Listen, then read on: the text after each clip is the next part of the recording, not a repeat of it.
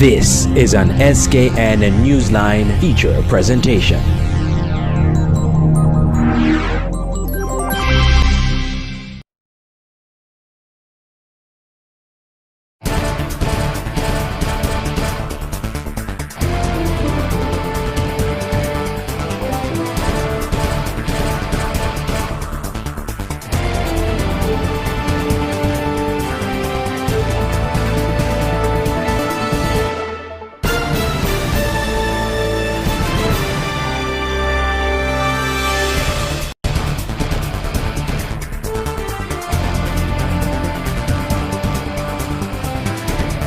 I'm Andre Huey and welcome to St. Kitts Nevis Votes 2020. We're looking at constituency number 8 in today's edition, Dr. Terence Drew versus Eugene Hamilton.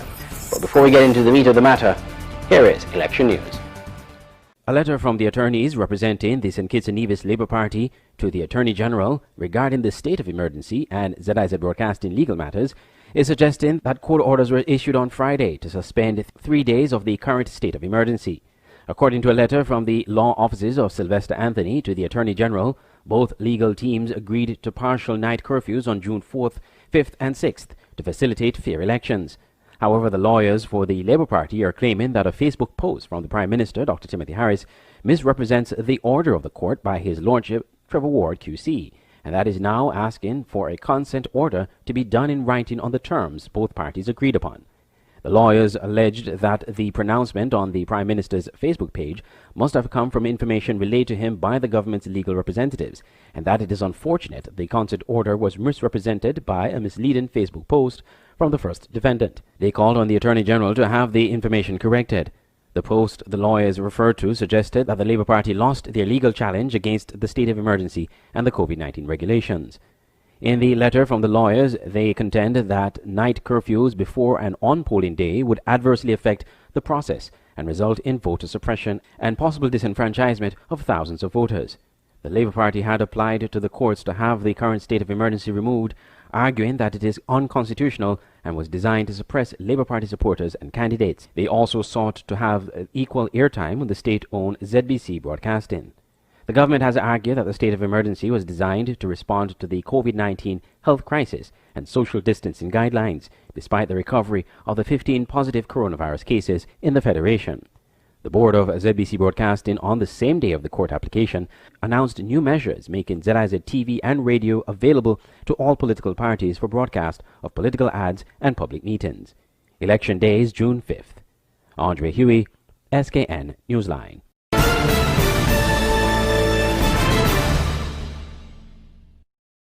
There is a 14% increase in registered voters for the June 5th, 2020 elections, disclosed Supervisor of Elections, Mr. Elvin Bailey. The voters list for the election is drawn up of persons whose names are on the annual registered published on the end of January 2020, including those who were in the monthly revised list thereafter up to the March list. Mr. Bailey, in a national address on Friday, said there were 48,036 persons registered to vote, 35,860 in St. Kitts, and 12,176 in Nevis. He gave a breakdown of the voters in the various constituencies. In summary, on voting day, June the 5th, Friday, June 5th, voting will take place thus. For the 5,962 voters in constituency 1, they will vote at 15 voting sites. For the 5,421 voters in constituency 2, they will vote at 14 voting sites. The 4,078 voters in constituency 3 will vote at 10 voting sites. The 3,400 voters in constituency 4 will vote at 10 voting sites. In constituency 5, there are 3,124 voters assigned to 10 voting sites. In constituency 6, there are 3,205 voters assigned to 9 voting sites. Constituency 7 has 3,722 voters assigned to 9 voting sites. Constituency 8 has 6,948 voters assigned to 18 voting sites. In constituency 9, there are 6,000 397 voters assigned to 18 voting sites. Constituency 10 has 1,774 voters who will vote in 6 voting sites. And for constituency 11, there are 4,005 voters assigned to 10 voting sites. The actual sites and the number of voters assigned to each polling or voting site will be published in the Gazette and in the newspapers. The supervisor also reminded persons on the COVID-19 guidelines to be observed on election day. Such protocols discussed and accepted by the COVID-19 task force include sanitization, distancing measures, and the wearing of masks. Voters will be required to briefly unmask so that their identity can be checked. Also, a cleansing solution will be provided for voters prior to the immersion in the indelible ink. We are urging voters to comply so that the voting process can flow smoothly and expeditiously. While voting, if you feel that your ballot is not properly marked or is spoiled, please return it to the presiding officer and request another. The legislation allows for this. Voters who require assistance can request such assistance. That voter can have another voter of the same polling station make the mark for them behind the booth, or can request that the presiding officer, in the full view of the party agents and poll clerk, make the mark on behalf of the voter. An oath of incapacity must be taken by the incapacitated voter, and a voter may only assist one such voter and none other. Voters will be asked not to take their cell phones or cameras into the voting area. In fact, a container will be provided in which the voter will be asked to deposit their phones. Please bring picture identification with you, particularly your national identification card. However, if you do not have your valid card for whatever reason, you can still vote upon presenting of either a valid local passport, a valid local social security card, or a valid local driver's license. Polling stations open at 7 a.m. and close at 6 p.m. on election day. Andre Huey, SKN Newsline.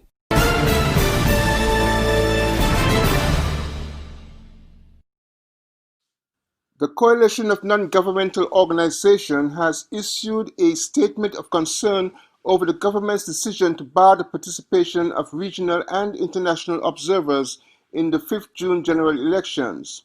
The NGOs involved in the statement issued Friday 29 May are the St. Kitts Christian Council, the St. Kitts and Nevis Bar Association, the St. Kitts Evangelical Association, and the St. Kitts and Nevis Chamber of Industry and Commerce.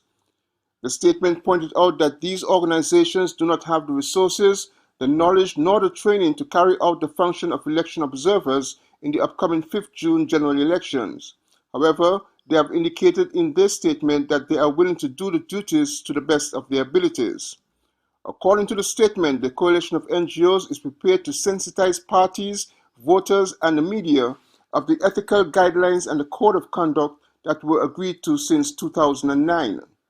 The coalition has expressed their desire to have the government put special COVID-19 protocols in place to facilitate the involvement of CARICOM and international observers. The coalition pointed to Suriname that did so in their recent general elections. It is understood that the government revoked the invitation of the OAS observer team, citing, among other things, the continued border closure in the Federation due to the COVID-19 pandemic. On 29 May, a court hearing began on a constitutional challenge brought by the opposition St. Kitts Nevis Labour Party.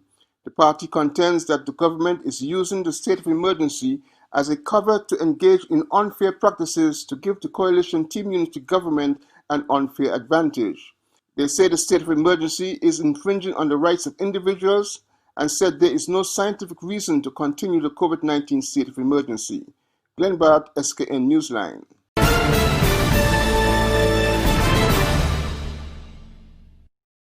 The St. Kitts Nevis Labour Party launched its Next Gen SKN Manifesto 2020 on the weekend, along with the Manifesto app. Dr. Denzil Douglas, political leader of the Labour Party, said the party wisely used its time out of government for active listening, sober reflection and conscious learning in order to ensure that its platform is reflective of the dreams, hopes and aspirations of the people, as well as the expectations of their leaders. Dr. Douglas said the Labour Party has the plans and policies that will tackle and overcome the challenges that the nation will face in adjusting to the imperatives of the post-COVID-19 environment.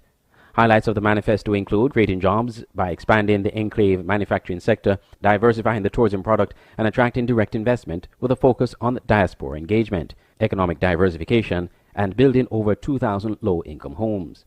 Abolition of tuition fees for the Clarence Fitzroy Brand College, constructing a new JNF General Hospital, duty-free concessions and tax relief for small businesses as part of the Start from Zero package, reduction of VAT from 17% to 13%, plus 3 VAT reduction days annually, duty-free vehicles for all citizens over the age of 18 once in their lifetime, and housing allowance for essential service providers. Leadership matters. Oh yes, it does. And we make the point that because we have adopted the capacity over the years, some of our experience in the management of a number of national crises, we believe, therefore, that we are best placed to assist in the recovery and in rebuilding. In fact, the hurricanes that we've had, the transitioning of the national economy from sugar agriculture to a services economy led by tourism and hospitality, the 2008 global crisis, global and financial crises that we have experienced, where we were able to practically rebuild the economy and put it on a very straight footing. And now we have the challenge of the post-COVID-19 situation, which we believe from our experience we would be able definitely to manage. Andre Huey, SKN Newsline.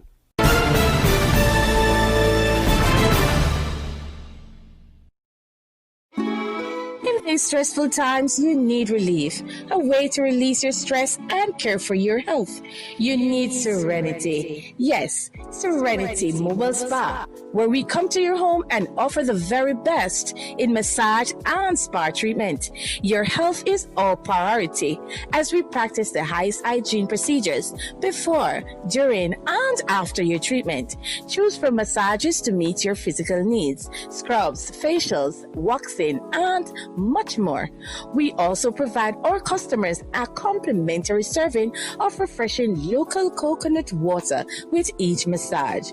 During these restricted times, we urge our customers to stay healthy. We will come to you. Call us at 762-0157 or 760-8899. Find us on Facebook, Serenity Mobile Spa Think It, or email us at serenitymobilespa869@gmail.com. Serenity Mobile Spa. Looking for a clean haircut to make you look your best? Then come to Creative Barber Salon on Church Street, Bastyr. At Creative Barber Salon, you can choose from a wide variety of services: straight haircut, cut and shave, square and shave, children haircut, ladies cut, square, and much more. Customer service guaranteed. Opening hours Monday to Thursday 7 a.m. to 6 p.m. and Friday to Saturday 6 a.m. to 7 p.m. Call 765-0460. Visit Creative Barber Salon today on Church Street, Bastyr, specializing in all styles of haircuts.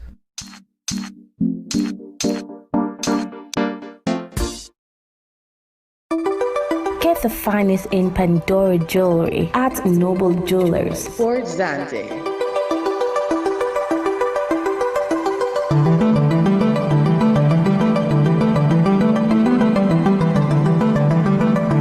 Like our Facebook page and get special offers. Noble Jewelers, your Pandora store, Fort Zante.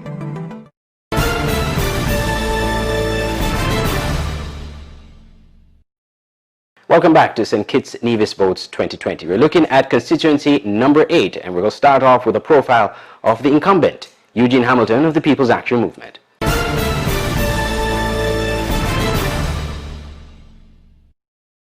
Constituency number 8 will be a showdown this election. Rated the largest constituency in the Federation based on the number of registered voters, number 8 will be a toss-up this election. Two-time MP Eugene Hamilton of the People's Action Movement, once in opposition from 2010 to 2015 and the last 5 years in government, Mr. Hamilton will be in a tough fight for this seat up against the Labour Party's rising star, Dr. Terence Drew. But the incumbent is not fazed by the challenge. And I'm not one who go around and boast. I don't boast, I just take action. And so because I don't boast and shut them down, they get away with these kinds of things. And maybe that is a fault of mine, because the truth is others do boast about what they accomplish. An ardent follower of the People's Action Movement prior to active politics, Mr. Hamilton cited 2 incidents in the 1960s that prompted his desire to get involved in representational politics. I was intrigued by what had happened in 1967 when Anguilla launched what I will say is a coup attempt on St. Kitts Nevis Anguilla. I was young, of course, but I tried to understand why such a coup was apparently attempted, and yet despite the claim that there was knowledge of the coup, no one actually got shot. What really got me interested was in 1968, I think it was, when we did not yet have what you call National Carnival, and the Bastia High School was the venue where all Christmas festivities were centered around a particular school. And as usual, the school headmaster had already granted permission for the festivities to take place there. And the government of the day decided that he must withdraw it. They wanted him to withdraw it because involved in Christmas festivities were a number of persons who apparently they thought were close to the People's Action Movement. Based on polling data and assessment of the numbers from the last election, Constituency 8 will be a tough seat. Hamilton has been disappointed. Hamilton, really, I like Hamilton. I think Hamilton was an able guy, but he has allowed himself to be undermined, humiliated, demoralized. I mean, Hamilton has not done anything, you know. I mean, he got 25th and then elected member. I mean, overshadowing him in his ministry at a time like now with the thing. I mean, Hamilton just not seen him out there, missing in action. I'm disappointed, because I used to like Hamilton the most. Hamilton was my favorite I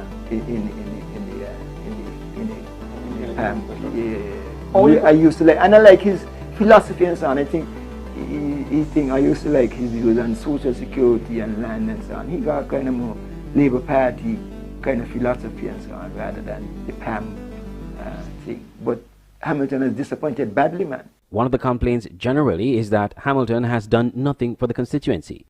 Well, you know, sometimes you wonder, what do they mean by that? They didn't say anything I've done. If you're talking about at the constituency level, there's so much that has been done. If you're talking about at the national level, again, there's so much that has been done. 2019, for example, on the agriculture, we increased our productivity in agriculture in 2019 over 2018 by over 400 metric tons. I don't know how you could look at that and say nothing has been done, especially... Why did you say that? Why? Because there are those who like to talk. They talk. It's not based on fact, it's based on fiction. As Health Minister, he cites the National Health Insurance as one of the biggest areas he wants to accomplish if re-elected. It is, and I will put it this way, it is not that we have not accomplished it. Yes, it has not commenced, but a lot of groundwork have gone into preparing for universal health. You're aware, or you should be aware, or the person should be aware, that we did not just introduce something which could be described as a Hamilton thing. We went about bringing professionals and experts into the preparation and planning. The University of the West Indies, we engaged them.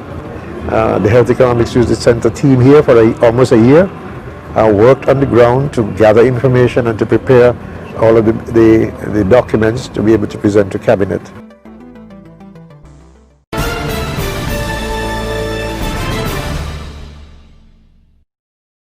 Dr. Terence Drew is seen as a rising star in the St. Kitts and Nevis Labour Party. Hailing from St. Peter's, the heart of St. Christopher No. 8, the seat he is contesting for a second time, Dr. Drew said he was motivated to get into politics to serve the people of his community. I like community work and I like to serve. Being a medical doctor, I think it's all about service and serving humanity. And so for me, having grown up in St. Peter's, I was the president of the football club, the basketball, executive member of the Eagle Boys Club, which was a club to deal with young men and so forth. That really brought me into service, and to me it is a natural extension. It's just on a different level. So what motivates me? Service to people. Dr. Drew has lofty plans for St. Christopher 8. The needs are: one, job. I need to address the issue of healthcare, the issue of housing, and the issue of opportunities for young people. And those things, I think, are the most important things at this time. Why do I say that? For example, a lot of the young people who are in the constituency, even before COVID-19, could not find jobs. A lot of them were on the PEP. A lot of them were underemployed, and therefore jobs would be important for the people within the constituency. Now, with the issue of healthcare, it is a general issue affecting the people of this country. A lot of people don't have what I will call health insurance or health coverage. Many persons are in the constituency who get sick. When they go to the hospital, they can't really pay for the services, diagnostic services, and if they have to go overseas for more advanced treatment, they have difficulties in doing so. He is confident he'll win the seat this time around, despite his opponents being there for the last 2 terms. I always said that St. Kitts Nevis Labour Party is the best for St. Kitts and Nevis. PAM came out of the plantocracy. It was the landowners and those who own the factories and the cane fields and the land who were in charge of St. Kitts and Nevis, who really was fighting down the masses from having all the rights that Labour brought to us. They first formed the Democratic Party, and from that they formed PAM. So PAM always has a history of that. That is why PAM is so weak as a party. If you look at it, they had to get somebody who was with Labour really to help them to get into government. He has a very good chance of winning this time. I believe that's one of the seats Labour will pick up. Labour will pick up, in my view, number 1 and number 8. Those are the 2 they're more likely to pick up. Drew is proven to be a really good, exciting candidate and probably a potential for leadership leading the Labour Party.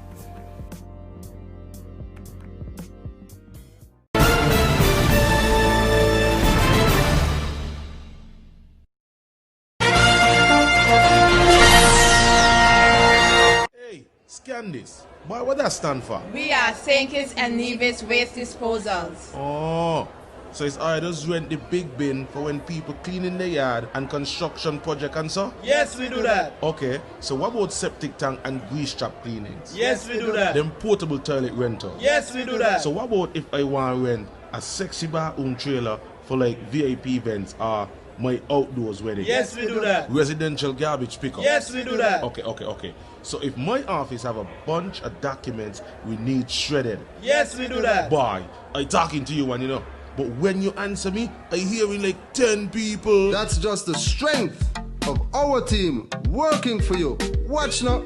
Call us at 662-3329 and we'll come and do that for you.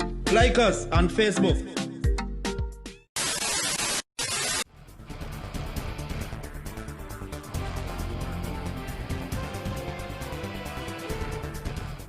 Dr. Drew, let me just say this about Dr. Drew. Dr. Drew is a dynamic person. He is, one could say, the quintessential next-gener in the sense that he is the kind of person that one would think the Labour Party is looking towards. Dr. Drew has, he sparkles on the platform and he excites a number of people. And I think for a number of people last time around, it was a surprise that he lost in that election. I don't think that the loss was that significant. It was a relatively narrow loss. Eugene Hamilton has 53%, which means that the loss was not as significant as some others. So he would have been able to achieve 47%, which means he relatively narrowly lost 236 votes and a 3% swing needed to make it up. All things being considered, Terrence Drew should be able to do this. The other factor that you have, of course, is that Eugene Hamilton, as you said, is an older politician. He doesn't have the youthful enthusiasm of Terrence Drew, and one would assume that those were the kind of things that can help. Yes, the seat is one that is of great interest to me. It is a marginal seat. It is a marginal seat with two candidates, one older and one younger, and the excitement that is created by Dr. Drew says to me that this will be one of the battlegrounds in the campaign. The question is, can it be won? Certainly it can be. It goes against the grain of the swing that I was seeing in the last Cadres poll. However, it is a 3% swing that is needed, and to say that because we saw a 2 in favor of team unity and a 3 away from team unity would make a difference, that's all within the margin of error. So there are possibilities there for Labour and Dr. Drew. Having said that, you know, Eugene Hamilton has been a person who has held on to the seat. He's been a campaigner for a long time, and this is the first occasion that he is facing it, having been a member of parliament and essentially defending it with being in government and being a minister or whatnot. And I'm assuming that, you know, he would have learned over the years to use that in his favor.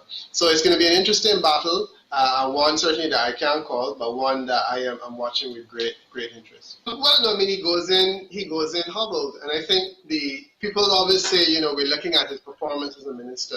That's a factor too. But I always say, let's start with the last election campaign. Eugene Hamilton won that seat with 53% of the total popular vote, with a margin of 236, as you quite rightly said, in a constituency of 4,000 people. His back is against the wall to start with. So one could argue that he's not sailing in the way that Timothy Harris or Denzel Douglas has been sailing. He's really struggling, and in a situation where the margins are slim, it doesn't surprise me that he struggles. So he goes in with a struggle in terms of holding on and maintaining relevance and so on. And as I said, he's not a young person, and certainly his opponent is quite young. So then you look at the current factors, and the current factors would relate to the fact that, you know, people will always want things that they can't be given, and there may be some concerns there that people haven't gotten all that they needed or that they felt they should get, and they weren't seeing the level of energy that they should have seen. So, you know, those are the kind of factors that I would say come to play in relation to that constituency. But I wouldn't say that his back is against the wall, certainly only because of contemporary factors. I think it's against the wall because he went in pretty hobbled in the first place, because he only came in with a 53% margin over the other candidate. And I think that is a factor that creates some concerns, some challenges. And that will do it for today's edition of St. Kitts Nevis Votes 2020. Remember to continue watching SK Newsline, your source for all things election. We have another show for you tomorrow. Be sure to stay tuned. Have a pleasant day.